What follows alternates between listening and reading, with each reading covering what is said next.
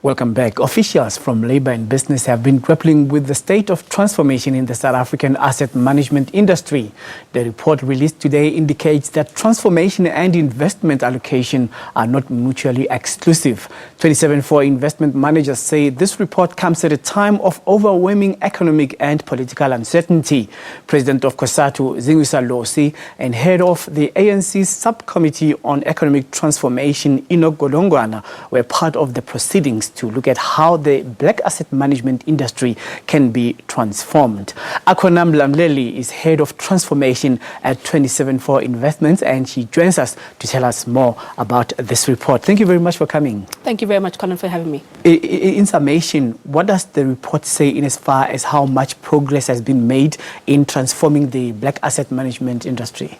So, Colin, we've been running the survey for the past 11 years. So the 11th edition that we've just released today was just giving you a sense of what the current dynamics are in 2019. So what we've obviously seen in the 2019 survey is that there's still a lot way to go for that black asset managers within the asset management industry. But when looking at the black asset managers in general, we also took a look at what are the challenges of black asset managers and what are obviously the opportunities, because yes, there can be challenges, but what are the opportunities, and just not looking at the challenges that are present. So I just wanted to obviously indicate some of the challenges that black asset managers are having is that allocation, particularly in terms of pension funds and retirement funds that are not allocating to black asset managers. But where on the other side, you do get some retirement funds who are making it their primary goal to obviously see the imperative of transforming the asset management industry, but also in assisting black asset managers in the different phases, from the startup asset manager to the more mature black asset managers that we've seen. So at the moment, there has been a problem with the concern for transformation in as far as helping black asset managers to have more access and get a bigger slice of the pie. And we have realized that there has been a perceived pushback from the white-dominated asset management companies. In as far as that is concerned, what is the reaction of Labour, some pensions of Labour unions, as well as their attitude towards the industry saying, if you're not transforming, we're going to do business with you in this way, not that way?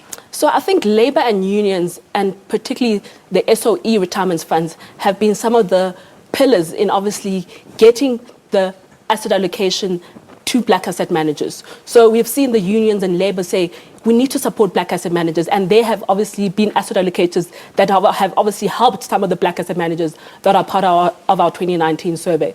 But also in terms of those that are not transformed, that in order for you to do business with the state obviously wants you to be transformed. So it is, some companies are seeing it as an imperative for them to obviously transform. We've seen particularly one asset manager that came into our survey this year, Prescient Investment Managers. That was previously a white investment asset management firm, but they've seen and done a transaction where they've seen them do a black transaction where black ownership has changed, their investment team, investment professionals have changed. So some of the asset managements of white, particularly asset management firms, are seeing the need for them to transform in order for obviously a long-term story, not just obviously to get asset allocation from obviously various unions or the SOE, but they're seeing it as an imperative for a long-term view to obviously seeing the social dynamics within the South African landscape. But Labour and, as you said, the Cosatus are very much asset allocators to and supportive of the black asset managers, because they see the dire industry that we're currently in, and sometimes obviously the slow pace of transformation in the industry.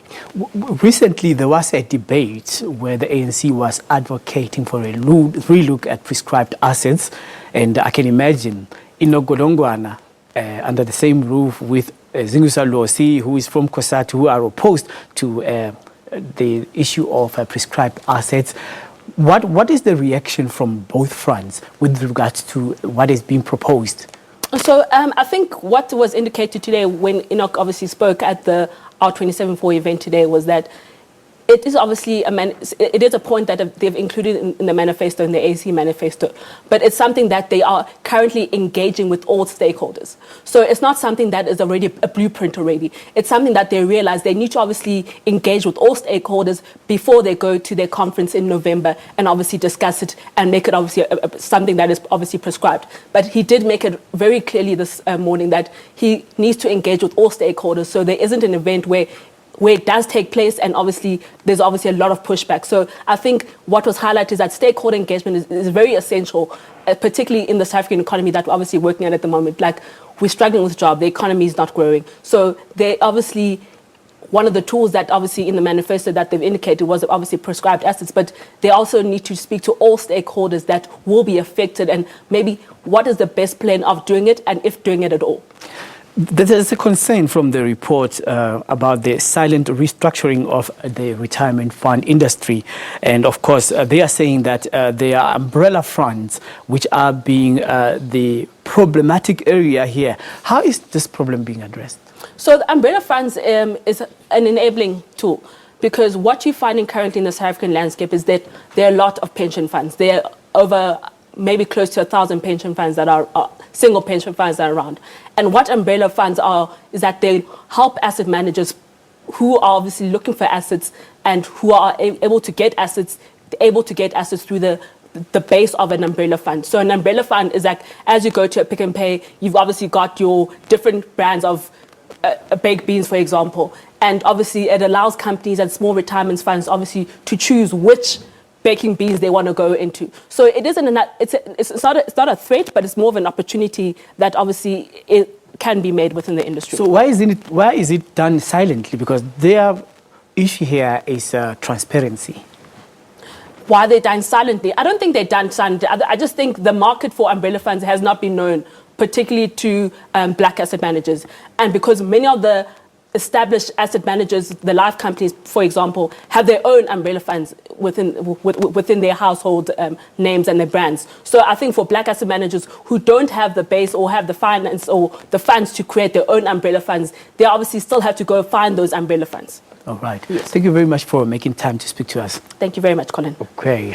Well, we are speaking here to Akhona Mlamleli, who is the head of transformation at 27 for investment managers. And let's take a break.